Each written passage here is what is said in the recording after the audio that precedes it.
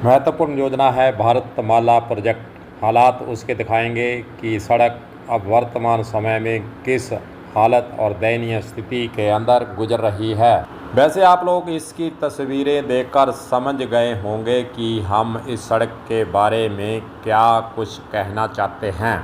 वैसे आप बहुत बार नितिन गडकरी, जो कि परिवहन एवं सड़क विभाग उनके मंत्रालय है, पिछले कार्यकाल में रहा, अब वर्तमान में भी वही उनको मंत्रालय दिया गया और बार बार भी बयान देते हैं क्वालिटी से कोई समझौता नहीं। लेकिन क्वालिटी अगर हम भारतमाला प्रोजेक्ट की देखें तो तस्वीरें आपके सामने हैं। क्वालिटी किस प्रकार की है, बार बार कहने के बावजूद भी ठेकेदार के द्वारा अभी तक इसको ठीक नहीं किया गया है। एनएच के अधिकारी कहते हैं कि 5 साल की गारंटी है, हम ठेकेदार से ठीक करवाएंगे। ठीक करवाना एक अलग बात है, लेकिन आखिरकार सड़क की दयनीय स्थिति क्यों हुई, यह है सबसे बड़ा सवाल। सड़क बनाने वालों पर, अधिकारियों पर कार्रवाई क्यों नहीं, बार बार यहाँ की जनता यही सवाल उठा रही है। चलिए आपको भारतमाला प्रोजेक्ट के खर्चे बनाने और लंबाई और अन्य बातों के बारे में थोड़ी जानकारी दे देते हैं। महत्वाकांक्षी अमृतसर जामनगर एक्सप्रेस, जो कि NH 754 के नाम से जाना जाता है, भारत के उत्तर पश्चिमी में 4/6 लेन चौड़ा 1257 किलोमीटर जो लंबा एक्सप्रेस वे बना है। अभी इसका निर्माण कुछ रह रहा है, वह भी साथ साथ चल रहा है। इस एक्सप्रेस को भारतमाला परियोजना के तहत बनाया जा रहा है। अमृतसर जामनगर आर्थिक गलियारा EC3 के नाम से जाना जाने वाला एक राजमार्ग है, जो कि बठिंडा, बाड़मेर, जामनगर की 3 प्रमुख तेल रिफाइनरियों को भी जोड़ने वाला भारत का पहला एक्सप्रेस वे है। इसके अलावा अम्बाला और अमृतसर के बीच की मात्र दूरी कुछ मिनटों में तय हो जाएगी।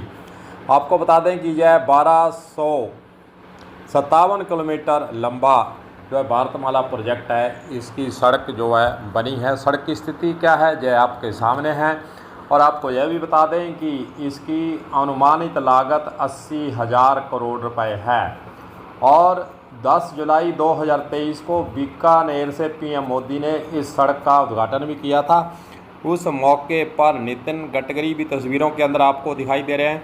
वही नितिन गडकरी कहते हैं कि क्वालिटी से मैं कोई समझौता नहीं करता हूं, और जहां घटिया सामग्री लगने के, सड़क के घटिया बनने की बात उनके सामने आती है तो वह अधिकारियों पर कार्रवाई करने से पीछे नहीं हटते हैं। अब देखना यही है कि कार्रवाई वे करवाते हैं या फिर कहने और करने में धरातल पर वे क्या करते हैं। इसका नमूना तो भारतमाला प्रोजेक्ट के अधिकारियों पर अगर कार्रवाई नहीं होती है तो जनता समझ पाएगी कि कहना कुछ और करना कुछ, यह बातें राजनेताओं पर लागू हो रही हैं। इस प्रोजेक्ट के अंदर बातें तो बहुत सी कही गई हैं कि ग्रीन जो है फील्ड यहाँ पर बनाया जाएगा, दुकानें बनाई जाएंगी, पेट्रोल पंप बनेंगे, होटल बनेंगे, तमाम ऐसी चीज़ों को उजागर करने का काम यहाँ पर NHAI के अधिकारी करते हैं कि आने वाले समय में यह सड़क देखने लायक होगी, व्यापारिक दृष्टि से लोगों को लाभ होगा।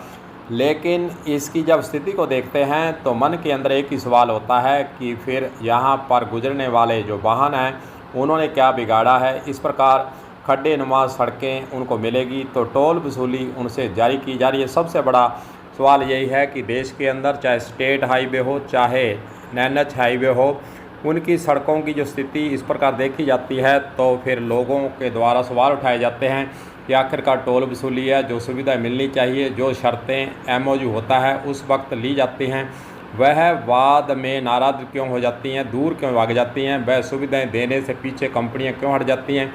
तमाम ऐसी बातें हैं। छोटी मोटी जो सड़कें हैं स्टेट की हैं उनके हालात इससे भी बुरे हैं। और ये भारतमाला प्रोजेक्ट जो कि सबसे महत्वपूर्ण प्रोजेक्ट माना जा रहा है, उसकी हालात देखकर अगर हम अब आइडिया लगाएं कि इतना लंबा चौड़ा खर्चा किया गया और फिर सड़कों की हालत इस प्रकार है, अधिकारियों पर आखिरकार कार्रवाई क्यों नहीं, क्यों अधिकारी जो है ठेकेदार पर बातें डाल रहे हैं, उनकी जिम्मेदारी क्या थी, और फिर जो क्वालिटी देने की बातें सामने आई थी वह क्यों नहीं पूरी हुई।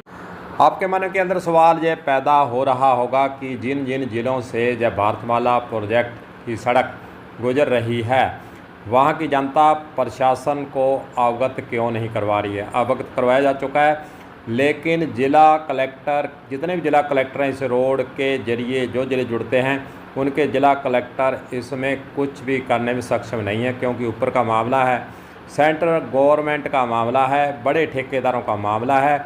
उनके बूते से बाहर है कि आप भारतमाला प्रोजेक्ट की स्थिति को देखते हुए आप किसी अधिकारी पर कार्रवाई कर नहीं कर सकेंगे। उनके हाथ तो पहले से बांध दिए जाते हैं, और अगर कोई कलेक्टर कार्रवाई करने के लिए आगे भी आएगा तो उसको ऊपर से जब फ़ोन आएगा तो वह भी चुपचाप बैठने पर मजबूर हो जाएगा, क्योंकि बड़े बड़े नेताओं का इसमें जो है हाथ है। और सड़क जब बनती है तो छोटा मोटा ठेकेदार तो है नहीं, और कलेक्टर के बूते से बाहर की बातें हैं। इसीलिए जनता ने ज्ञापन तो दिए हैं, लेकिन ज्ञापनों पर कोई कार्रवाई होती नज़र नहीं आ रही है।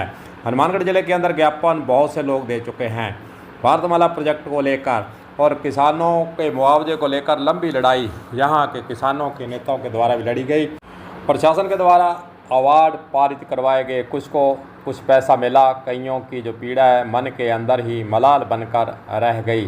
सबसे बड़ा सवाल यही है कि भारतमाला प्रोजेक्ट पर कार्रवाई करने के लिए कौन सा अधिकारी आगे आएगा, यह सबसे बड़ा सवाल है। जनता फिर भी ज्ञापन देने पर लगी हुई है, पर ज्ञापनों के जरिए कुछ भी होता नज़र नहीं आ रहा है। इसलिए जनता के मन के अंदर पीड़ा है कि आखिरकार भारतमाला प्रोजेक्ट की जो स्थिति बनी है उस पर जांच कमेटी बनाकर दोषी अधिकारियों पर कार्रवाई कब होगी, यह जनता को भी इंतज़ार है। देखते हैं क्या आगे कोई निर्णय लेकर अधिकारियों पर कार्रवाई होती है, जहाँ फिर ठेकेदार जिसको कह रहे हैं कि उसको गारंटी शुदा 5 साल की गारंटी वह ठीक करवाएगा, क्या बार बार इसी प्रकार खड्डे होने पर हर वर्ष बरसात आने पर खड्डे होंगे, क्या ठेकेदार ठीक करता ही रहेगा, जहाँ फिर इसकी स्थिति को ठीक करने के लिए कोई उपाय किया जाता है। कलम न्यूज़ के लिए गुरुदेव सिंह सैनी की हनुमानगढ़ से रिपोर्ट।